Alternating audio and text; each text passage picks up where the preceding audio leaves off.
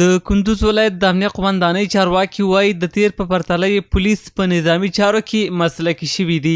د کندوز ولایت د امنیه قومندانۍ ویان سمونیار جمعالدین خاکسار امید راډیو سره په خبرو کې وویل چې امنیتي ځواکونو ته په بېلابېلو وختونو کې روزنه ورکړل شوې او کولی شي خپلې دندې په سمه توګه پرمخ یوسي.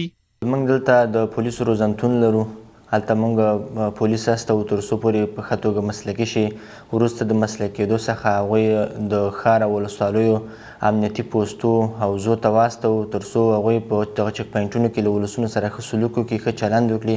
نو همدغه نتیجه ده چې زموږ پولیس مسلکي کېږي او ولسونو ته ښه خدمت وړاندې کوي. ښاغلی خاکسار زیاتوي د شپه ورځ ګزمو ترڅنګ د ښار او ولسوالیو په بېلابېلو برخو کې د تلاشۍ محل ځایونه لري. د همدې امله د کندوز ولایت امنیتي وضعیت هم ښه شوی دی. په کندوز ولایت کې امنیتي وضعیت الحمدلله 100% د ډاډ وړ ده، هېڅ نوع مشکل نشته. زموږ ټول امنیتي ځواکونه شپه ورځ د کندوزیانو د ښه په امنیت په موخه سیارې ګزمې ثابت چک پوینټونه ترسره کوي تر څو دوی وکولی شي چې په ارام او ډاډمنه فضا کې ژوند ترسره کړي.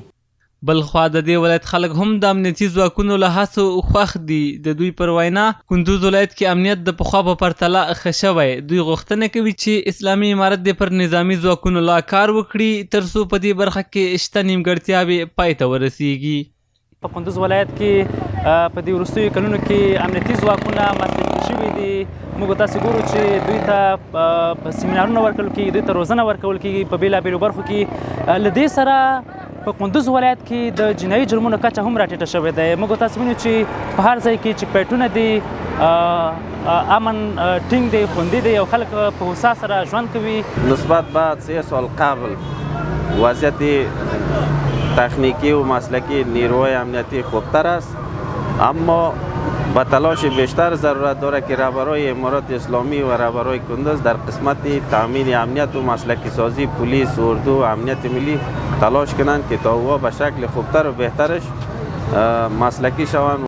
د یادونې وړ ده چې کندوز ولایت یو له هغو ښارونو څخه دی چې په تیر کې د جنایي جرمونو، تښتونو، باجګرۍ او داسې نورو مسایلو شاهد و. خو د اسلامي امارت له راتګ سره هر ډول جرمونو په دې ښار کې پای موندلی او امنیتي وضعیت د ډاډ وړ دی. زیار الکوزی، امید راډیو، کندوز.